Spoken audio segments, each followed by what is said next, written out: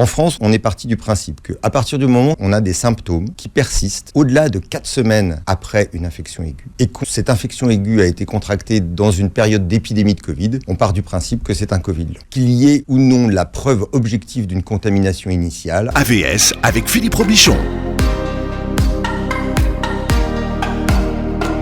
À votre santé, à votre très bonne santé. Et je suis très heureux de vous retrouver ce matin avec mon invité qui s'appelle Nicolas Barizien. Vous êtes le bienvenu. Bonjour. Vous êtes chef du service de rééducation fonctionnelle à l'hôpital Foch, ça se trouve à Suresnes.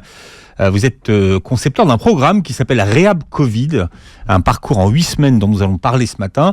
Et à noter que votre service effectue des bilans de forme physique pour les patients qui doivent être confrontés soit à une chirurgie pour un cancer, qui peut être suivi parfois par une radiothérapie ou par une chimiothérapie. C'est un concept qui vient du Canada. Oui, c'est ce qu'on appelle de la médecine périopératoire. Voilà, tout à fait. Donc, on est convaincu depuis une bonne vingtaine d'années que l'état de forme dans lequel on se trouve au moment de se faire opérer est important pour bien récupérer après l'opération. Et donc, dans les années 2005-2007, le professeur Carly, qui est anesthésiste à Montréal, a structuré un programme de reconditionnement à l'effort avant la chirurgie et après la chirurgie.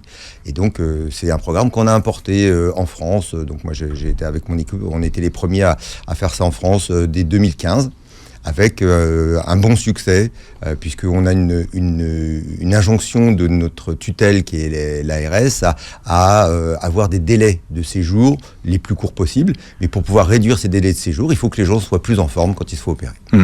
Et ce programme vous a servi, finalement, pour en élaborer un autre. Oui, pour c'est une base finalement.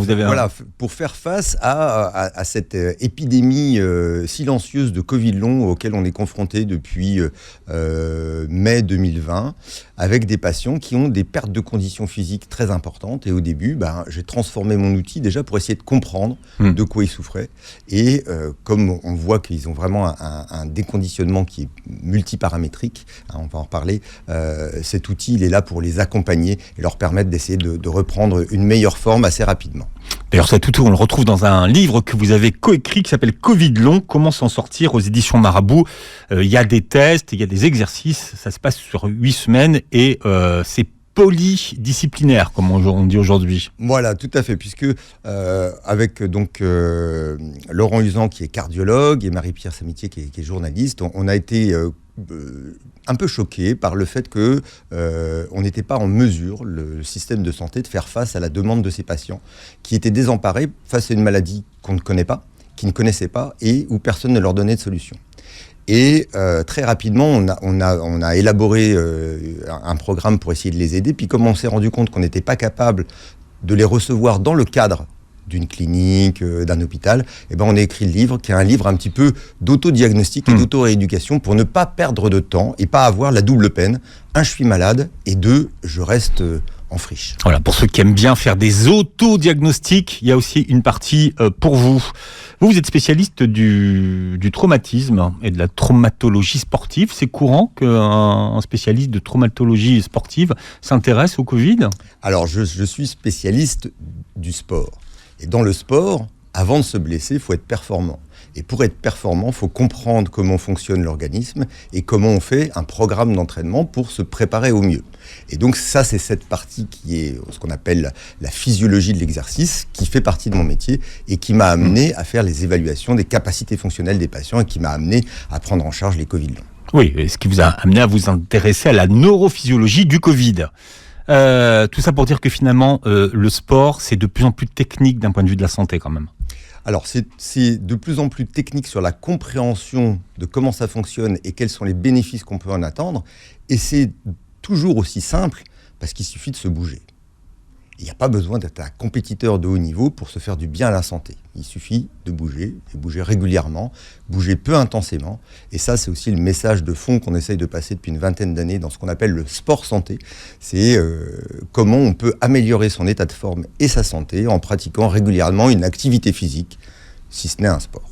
Alors, de quoi cette appellation Covid long est-elle, on va dire, l'appellation, en gros ? Alors, on a deux définitions.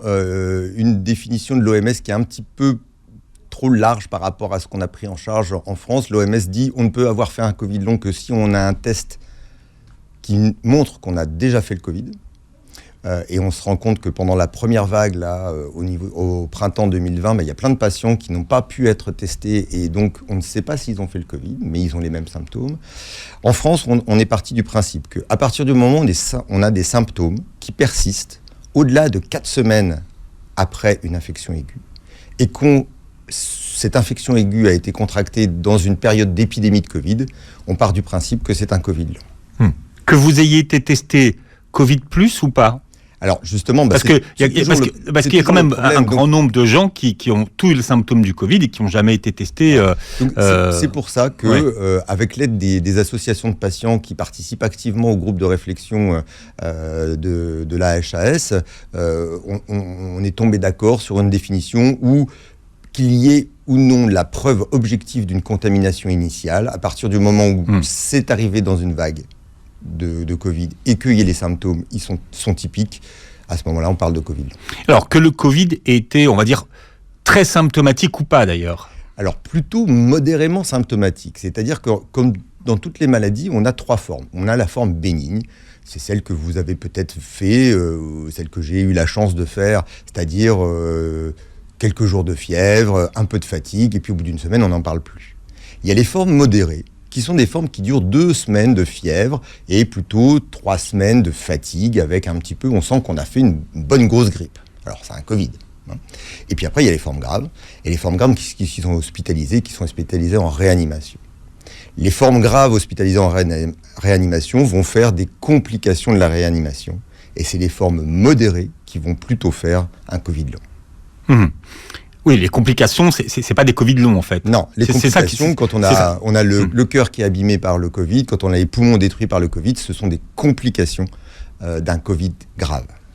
Alors, on a du temps ce matin, donc on va bien expliquer aux gens ce que c'est, parce qu'il y a beaucoup de gens qui vont nous écouter ce matin, qui vont se reconnaître et qui ne savent même pas que le Covid, ce qu'on appelle un Covid long, ça existe. Parce que pour l'instant, ça reste on va dire une maladie, un syndrome qui est assez peu expliqué. Alors, pour l'instant, effectivement, c'est plutôt un syndrome, c'est-à-dire un regroupement de symptômes. C'est ce que vous appelez un SPAC, vous ? Alors, SPAC, c'est l'acronyme pour symptômes prolongés après Covid-19. Donc, en anglo-saxon, c'est à l'envers, c'est pas grave.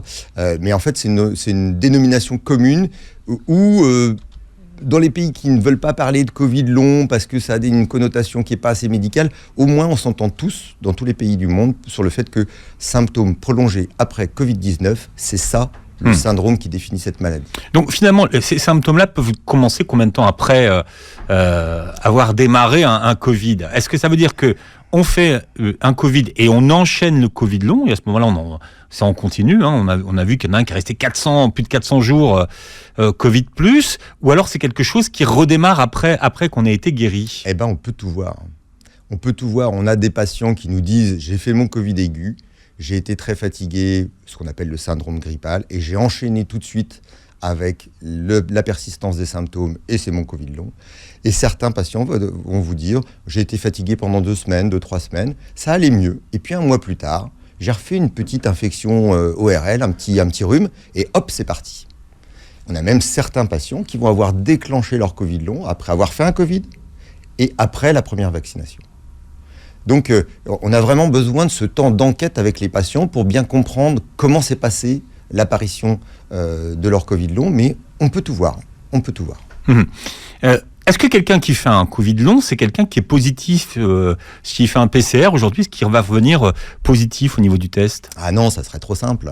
Bien sûr, il n'a plus de virus actif dans sa sphère ORL. Donc, ni dans ses trous de nez, là on va chercher avec le petit coton pour faire les tests antigéniques, ni si on faisait un prélèvement dans sa gorge, on ne trouve plus de virus vivant. Mais est-ce qu'il a encore du virus quelque part ? C'est une des grandes questions, c'est-à-dire que dans les 3 hypothèses qui pourraient permettre d'expliquer la persistance de ces symptômes, il y en a 3 grandes. La première, c'est ce qu'on appelle la persistance virale. Est-ce qu'il reste du virus caché dans un coin, comme par exemple la varicelle Elzona, c'est-à-dire qu'on fait tous la varicelle. Il y aurait un réservoir quelque part. Un réservoir quelque part. De temps en temps, il relâche du virus et il provoque la réactivation des symptômes? Ou est-ce que ce sont simplement des fragments de ce virus qui réactivent le système immunitaire? L'autre solution, l'autre explication potentielle, c'est que le virus a provoqué une inflammation chronique et plutôt de type auto-immun. On fabrique des auto-anticorps contre soi-même. Et à ce moment-là, on est dans une maladie qui est une maladie de type auto-immune, polyarthrite rhumatoïde, lupus. Voilà. Et puis la troisième, c'est est-ce que cette inflammation, elle a provoqué une lésion sur certains organes, alors certaines zones du cerveau, les vaisseaux avec des microthrombus. Donc tout ça, c'est ces trois grandes pistes qui sont en ce moment explorées en recherche fondamentale, mais pour laquelle on n'a que des embryons d'explications pour l'instant. Et d'ailleurs, pour l'instant, on a des embryons d'explications pour le Covid long, même de 2 ans après l'apparition de la maladie. Tout à fait.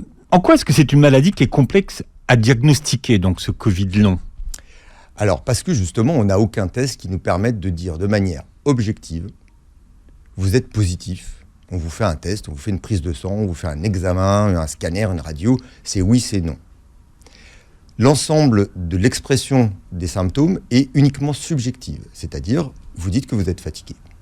Est-ce que vous êtes fatigué? Est-ce que je suis fatigué?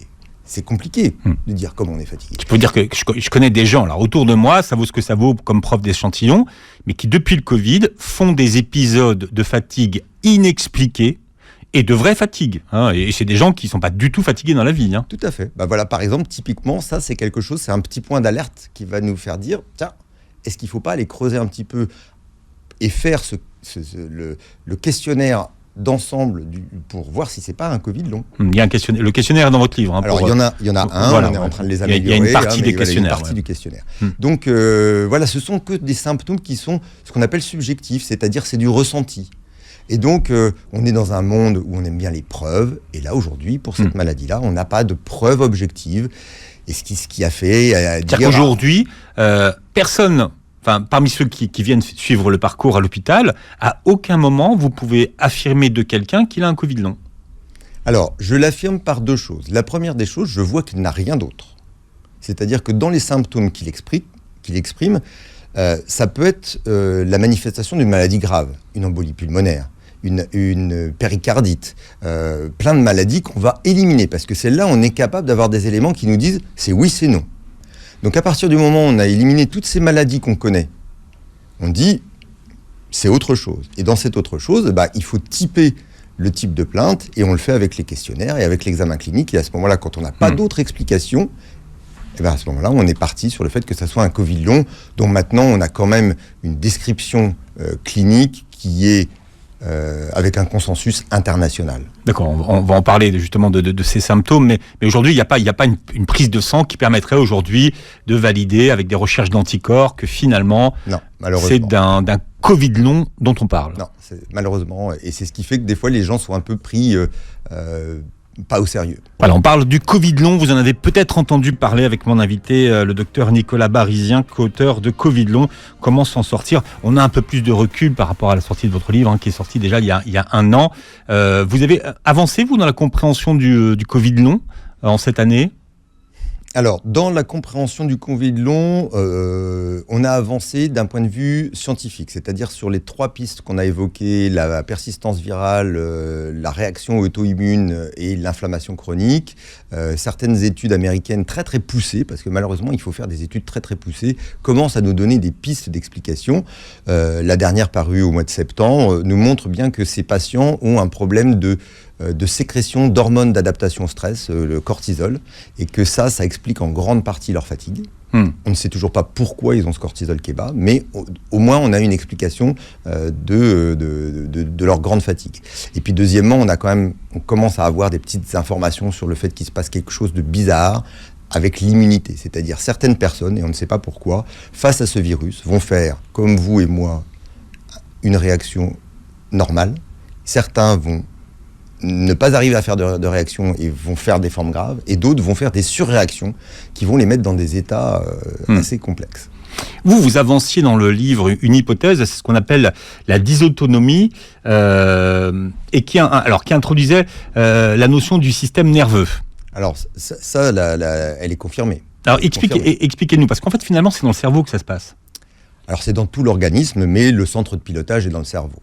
La dysautonomie, c'est un mauvais équilibre entre le yin et le yang.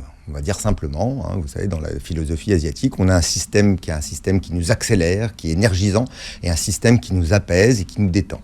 Et normalement, à chaque fois qu'on fait une activité, par exemple, vous êtes en train de monter les escaliers, il faut produire plus d'énergie, votre muscle va s'activer, mais le cœur va envoyer plus de sang, et donc on va avoir le système activateur qui va se mettre en branle. Puis quand vous êtes arrivé sur le pas de la porte, voilà, et votre système de récupération va dire ok, on a fini, je vais ralentir le système. Et en fait, on constate chez les patients Covid long que cette régulation fine permanente de ces deux systèmes, qui s'appellent le sympathique et le parasympathique, ne fonctionne plus de manière adaptée. De manière automatique.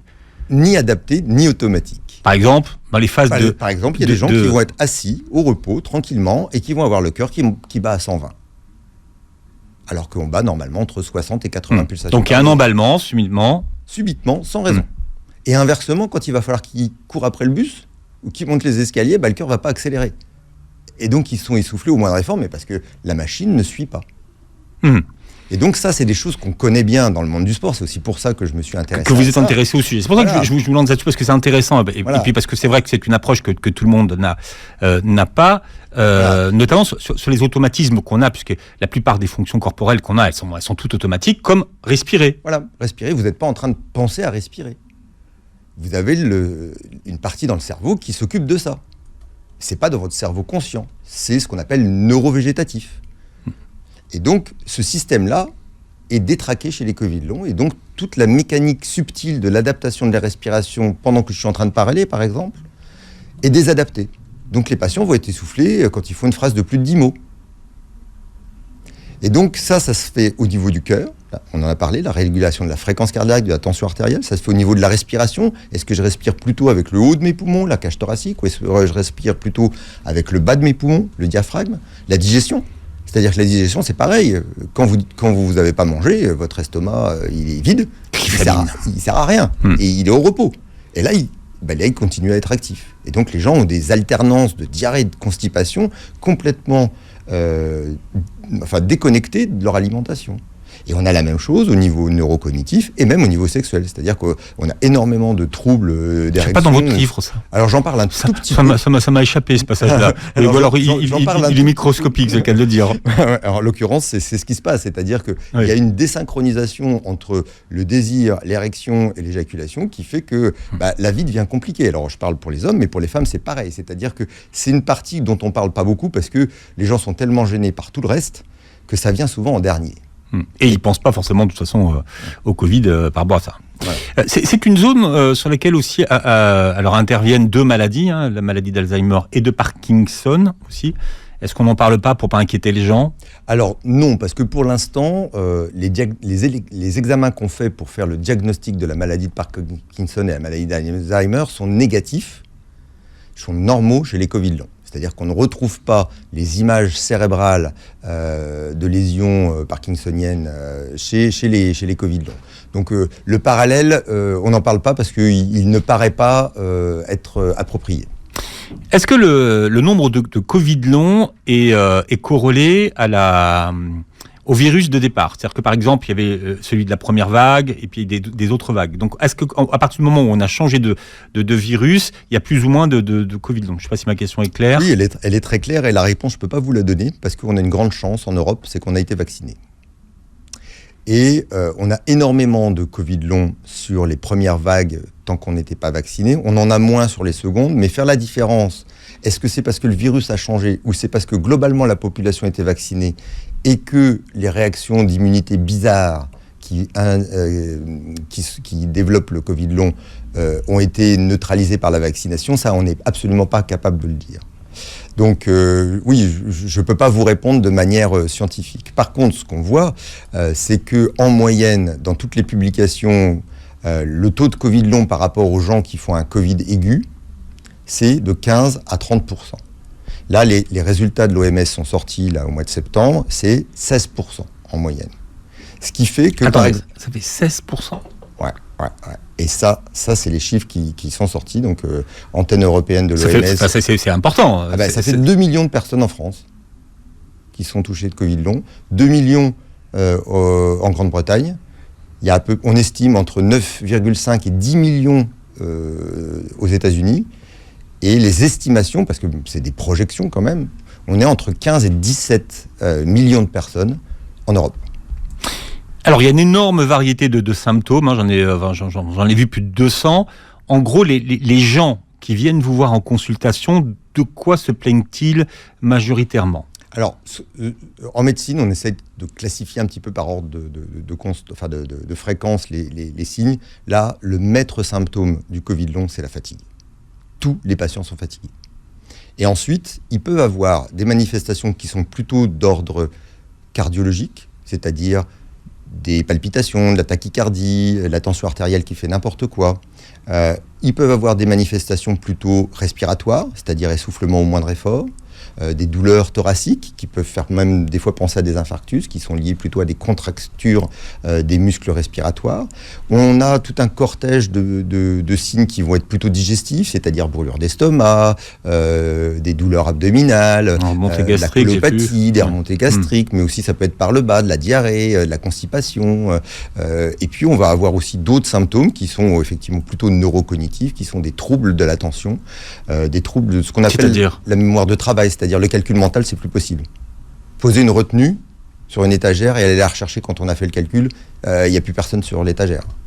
Donc le calcul mental, c'est au quotidien, hein, vous faites vos courses, on fait du calcul mental. Ça, ils sont gênés pour ça. Mais vous imaginez, quand vous êtes en train de travailler derrière un ordinateur, il y a une partie de votre cerveau qui travaille en mettant des informations dans un sens, dans un endroit, qui va les rechercher plus tard. Et ça, ils sont incapables de faire ça. Ou alors, ils disent, je suis capable d'être à 90% de ma capacité intellectuelle, mais 10 minutes. Après, il faut que je me repose. Donc, ces troubles neurocognitifs, ils sont évalués, il faut les faire évaluer. Alors, c'est soit les neuropsychologues qui font ça, malheureusement, elles travaillent quasiment que en milieu hospitalier, ou alors les orthophonistes qui ont fait une spécialité de rééducation du langage, par exemple pour les AVC, hein, c'est un peu la même évaluation de l'intelligence au sens un petit peu large, qui font ce bilan-là pour savoir si c'est un trouble de concentration, si c'est un trouble de l'attention, ou si c'est un trouble de la mémoire. Et ça se rééduque. Donc là, encore une fois, on est face à un trouble qui est nouveau, quoi, qui est apparu juste après le Covid. Oui, voilà, c'est des troubles qu'on connaît dans d'autres maladies et qu'on sait prendre en charge, mais pour l'instant dans une maladie qu'on ne sait pas guérir, parce qu'on n'a pas encore trouvé le médicament pour guérir du Covid long. Est-ce que les enfants sont concernés par ce Covid long dont on est en train de parler ou pas du tout ? Alors, il y a deux populations dont on a sous-estimé l'importance.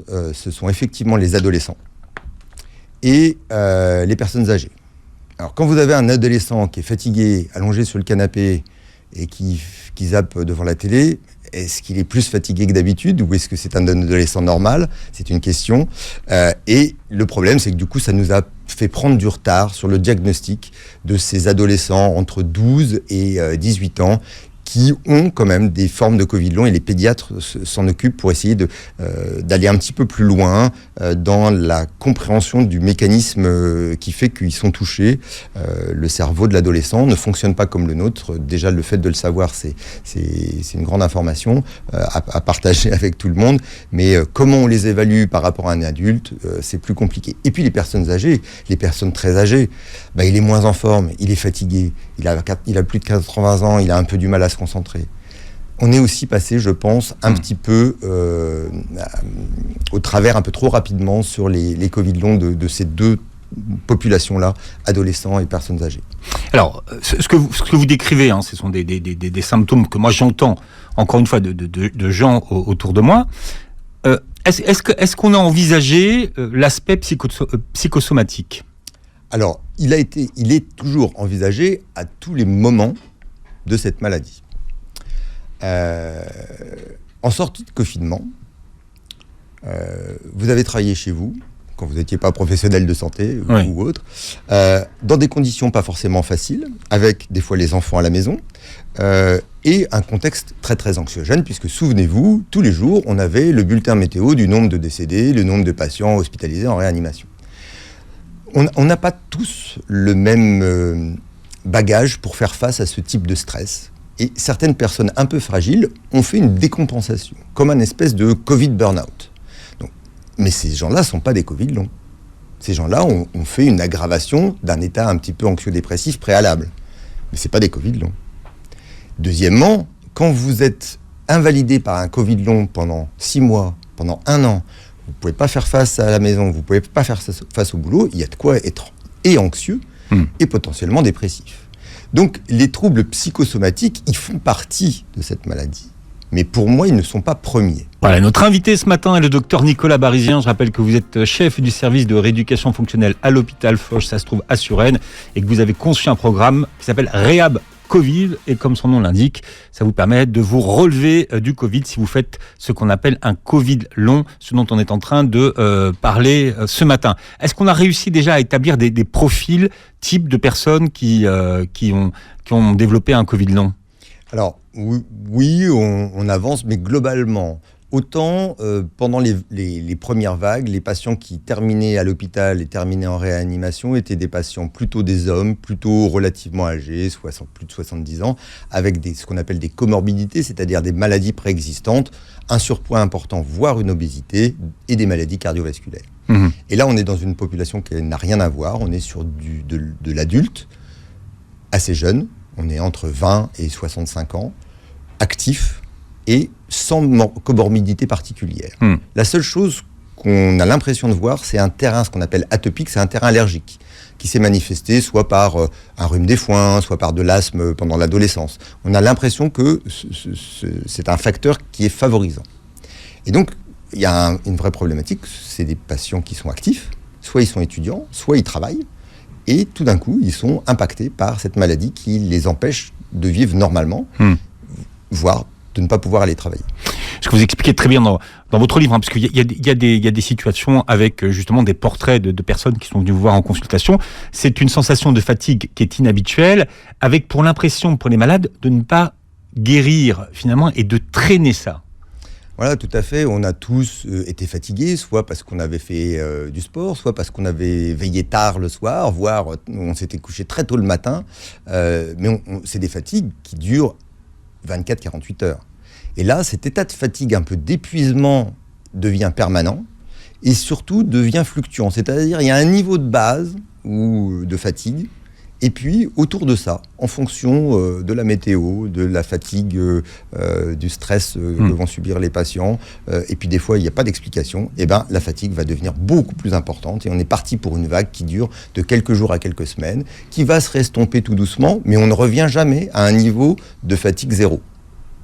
Les gens ont toujours un niveau de fatigue supérieur à ce qu'ils avaient avant d'être contaminés. Par parenthèse, la fatigue, c'est quand même quelque chose de très compliqué à évaluer. Bah, tout à fait, et ça c'est un des gros problèmes qu'on a avec les patients.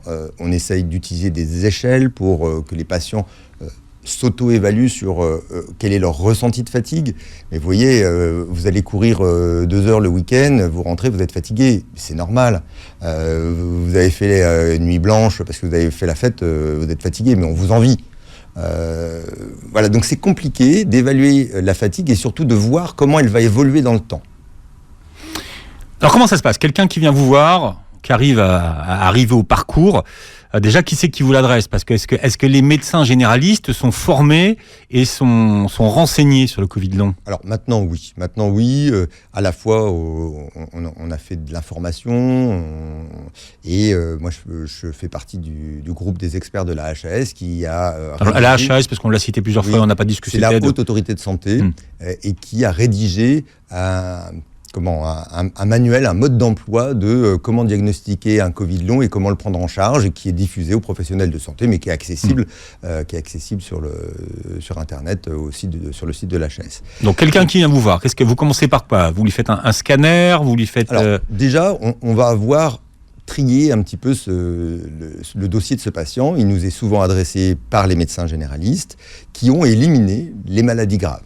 Comme on a parlé, il peut y avoir une embolie pulmonaire, il peut y avoir des maladies cardiaques, et donc ça se fait avec un scanner thoracique, avec une échographie cardiaque. Une fois qu'on a éliminé ces maladies, parce que ces maladies-là, on sait les soigner, et on en guérit très bien, les médecins nous envoient un dossier sur lequel il y a un certain nombre d'examens que j'ai besoin de voir pour m'assurer qu'il n'y a pas ces maladies et pour pouvoir convoquer le patient. Ensuite, on va le prendre en charge sur ce qu'on appelle un hôpital de jour d'une demi-journée, où il va rencontrer 4 professionnels de santé. Il va rencontrer une diététicienne, parce qu'il y a des patients qui vont avoir perdu 5 à 10% de leur poids de corps pendant la période où ils ont été infectés avec la fièvre. Et quand vous perdez 10% de votre masse musculaire, eh ben vous êtes fatigué parce que vous manquez de moteur. Ils vont rencontrer une psychologue parce qu'on a besoin de savoir quel est l'impact de ces symptômes neuropsychologiques. C'est-à-dire que quand on a une maladie qui ne guérit pas, finalement, ça finit par avoir un impact. Complètement. Et quel est l'impact ? Est-ce que c'est un impact familial ? Est-ce que c'est un impact professionnel ? Est-ce qu'il y a des ressources individuelles dans la famille pour faire face à ça ou pas ? Est-ce qu'il y a besoin d'aide ? Surtout qu'il y a une dimension dont on n'a pas parlé, mais c'est que beaucoup d'entre eux ne sont pas crus. Voilà, tout à fait. Ils vont rencontrer un kinésithérapeute qui va faire ce qu'on appelle un bilan fonctionnel. Est-ce qu'ils ont de la force dans les jambes ? Est-ce qu'ils ont de la force dans les bras ? Est-ce qu'ils sont capables de marcher ? Donc c'est un test de marche de 6 minutes. On est capable de mesurer quelle est la distance qu'ils font. Et en fonction de leur âge, on sait s'ils sont dans une valeur normale ou pas. Et ensuite, moi, je les reçois et je leur fais faire ce qu'on appelle une épreuve d'effort. C'est-à-dire je les fais pédaler avec des électrodes branchées sur la poitrine et un masque sur le visage pour analyser et comment fonctionne le cœur et comment fonctionne le poumon pendant l'effort. Et donc, à la fin de ça, on peut dire, voilà, vous êtes plutôt comme ceci, vous êtes plutôt comme ça là, et la solution pour vous, ça va être plutôt une rééducation de type respiratoire quand les problèmes sont dus à ce qu'on appelle une hyperventilation, plutôt un reconditionnement à l'effort quand c'est le cœur qui fait n'importe quoi. Et voilà, ça permet de mieux profiler les patients et de leur faire un programme individualisé. C'est-à-dire que c'est une méthode de rééducation. Sur tous les plans, mais c'est du prêt-à-porter. C'est pas du. Voilà, tout à fait, parce que c'est du sur-mesure, pardon. C'est du sur-mesure. C'est pas du prêt-à-porter. C'est du sur-mesure parce que malheureusement, tout le monde va avoir des symptômes un peu différents et quelqu'un qui est, par exemple, on a eu des gens qui étaient des grands sportifs, le niveau de normalité pour un grand sportif ou que pour quelqu'un qui est sédentaire, c'est pas du tout la même chose. Et donc, le sportif qui a un Covid long, lui, il a envie de revenir à son état d'avant, mais son état d'avant, il est bien supérieur à ce à quoi accédera jamais un sédentaire, même s'il s'entraîne. Donc, le niveau d'exigence est différent, donc la prise en charge est différente. Est-ce que ça veut dire qu'après cette rééducation, on revient à la forme qu'on avait avant ? Alors, c'est pour ça qu'on les revoit, les patients, et qu'on les réévalue pour voir quelle est la vitesse de récupération. Alors, la vitesse de récupération, elle est lente.